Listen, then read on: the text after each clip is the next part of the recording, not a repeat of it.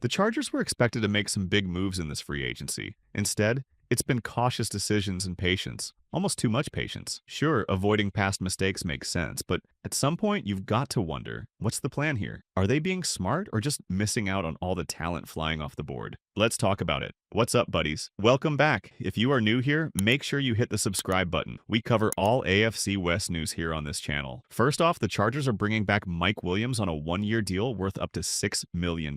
Honestly, it's an interesting move. On one hand, it's great to see Mike back. He's got that chemistry with Justin Herbert, and we know what he brings. A big-bodied, jump ball receiver who can win contested catches. But let's be real here. This isn't the same Mike Williams from a few years ago. He's dealt with injuries, and at this point in his career, you're not expecting him to be the go-to guy anymore. What you're hoping for is a solid role player. Someone who can come in, give you 500 to 600 yards, maybe a handful of touchdowns, and add a real presence in those high-pressure moments. The problem? This can't be the only move for the wide receiver room. They still need speed, someone who can stretch the field and open things up. Mike is great at what he does, but you're not asking him to take the top off a defense anymore. This move buys them some flexibility, sure, but they've got to go out and find another receiver, probably in the draft. That said, the deal itself, low risk, high reward. $6 million for a guy like Mike is pretty reasonable. If he can stay healthy and give them a few big plays throughout the season, it's a win. Let's just hope they're not done yet, because as it stands, this offense still needs a lot of work. Now, fans are understandably frustrated with some of the signings,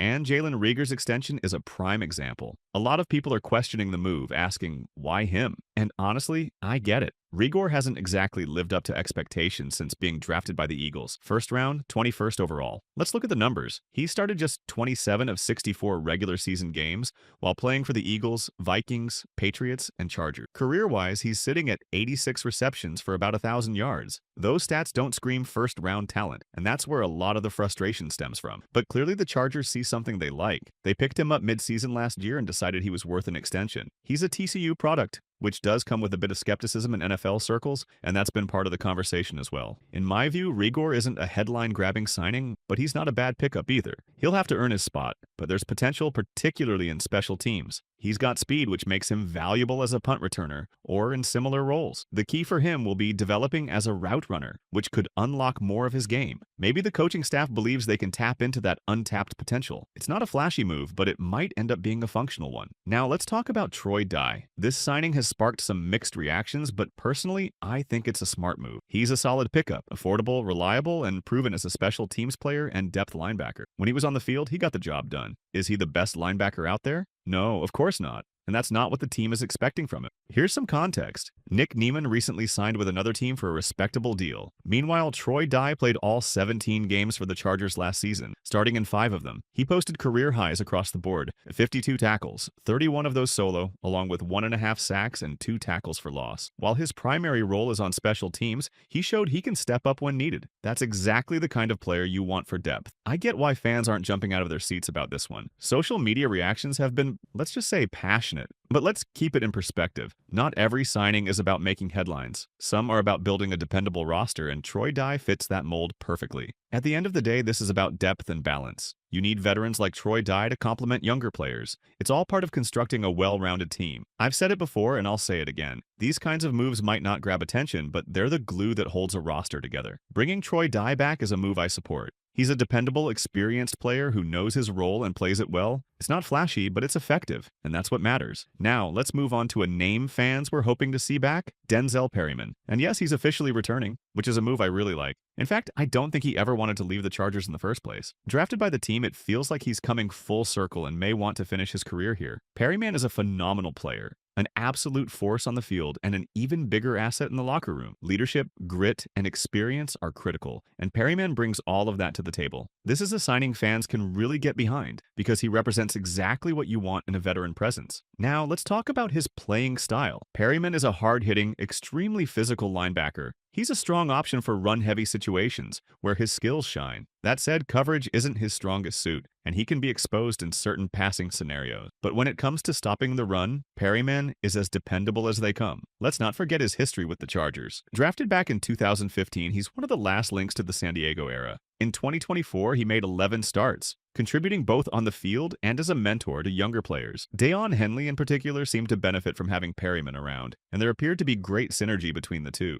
I wouldn't be surprised if Henley was one of the voices advocating for Perryman's return. What's more, This deal looks very team-friendly. Perryman's value goes beyond just his on-field performance. Injuries are a reality for linebackers given how physical the position, and we saw that last season. Perryman himself played only 11 games due to injuries. Still, his leadership and experience make him an important addition, even if he's not the primary guy on the field. Looking ahead, Junior Colson might step into a larger role, but having a veteran like Perryman around is a huge asset. Whether he's mentoring younger players from the sidelines or stepping in when needed, his presence adds a lot of value to the team. For 2025, Perryman will likely take on more of a secondary role, but we'll have to see how it plays out. Having someone with his leadership, coaching instincts, and the energy he brings to the locker room is always beneficial. Who knows? If Perryman decides to retire after 2025, we could even see him transition into a coaching role with the Chargers, perhaps as a linebackers coach. Only time will tell. For now, though, I think this signing makes sense. It's not flashy, but it's a smart move for depth and leadership. Now, turning to Benjamin St-Juste, this is a player worth discussing. Drafted in the 3rd round in 2021 out of Washington State, he also spent a season under Jim Harbaugh at Michigan. He's a big guy, 6 feet 3 inches and 200 pounds, so he brings some real size and physicality to the position. In terms of build, he's similar to Cam Hart, though Hart might have a slight edge in size. St-Juste's frame is something the team can definitely work with, and that size adds a lot of versatility to the secondary. Benjamin St-Juste joins a cornerback group that now includes Donte Jackson, who was also signed recently. Jackson is a strong zone corner, and I think St-Juste could complement him well. Having Harbaugh's insight into St-Juste's potential and likely Jesse Minter's familiarity with him adds confidence to this signing. It feels like a smart move for depth, and I'm optimistic about how it will pan out. Let's take a moment to break down this cornerback room. Donte Jackson, Tarheeb Still, Cam Hart, Dean Leonard, Jacer Taylor, and now Benjamin St-Juste. That's a solid group. And as Brandon Staley has emphasized repeatedly, you can never have too many cornerbacks in the NFL. I completely agree with that philosophy. Honestly, I wouldn't be shocked if the team still drafts another cornerback this year. There's also Elijah Molden, whose versatility allows him to step into a cornerback role when needed. That kind of flexibility is invaluable. As for St-Juste, he's a good addition. Not elite, but definitely capable. Now, it's very possible we'll see a lot of focus on drafting offensive players this year. Let's be real, most of the moves so far have been on the defensive side. How this all shakes out remains to be seen, but let me wrap this up. I've said it time and time again, this team is sticking to its philosophy. They're going to bring in veterans for depth while building the core of the roster through the draft. That's just the way things are done. This year, we've got 10 draft picks. 10? That's a lot of chances to strengthen the roster and add depth. And let's not forget, we've seen success in the later rounds. Take last year as an example. Guys like Cam Hart and Tarheeb Still really stood out. Still, in particular, showed a lot of promise. Sure, he's still a bit of a project, but his versatility is a big deal. Being able to contribute on the defensive line and at edge is a huge advantage. This draft class looks strong, especially when it comes to defensive linemen. And let's be honest, this roster already has solid depth. We don't necessarily need the big, splashy signings that get fans talking. I get it. Those kinds of moves are exciting. But at the end of the day, you've got to keep the bigger picture in mind. There are still important priorities ahead, like re-signing Rashawn Slater and addressing other key areas. And yes, there are rumors floating around about players like Amari Cooper as potential targets. I understand why fans are interested. It's easy to get excited about names like that. But these signings aren't about making headlines. They're about filling gaps, fostering competition, and creating opportunities for rookies to push veterans for playing time. That's the formula for building a sustainable and competitive team. It's not always exciting, but it's what works. We'll just have to see how everything comes together in the draft and beyond. So, what do you think? Share your thoughts in the comment section.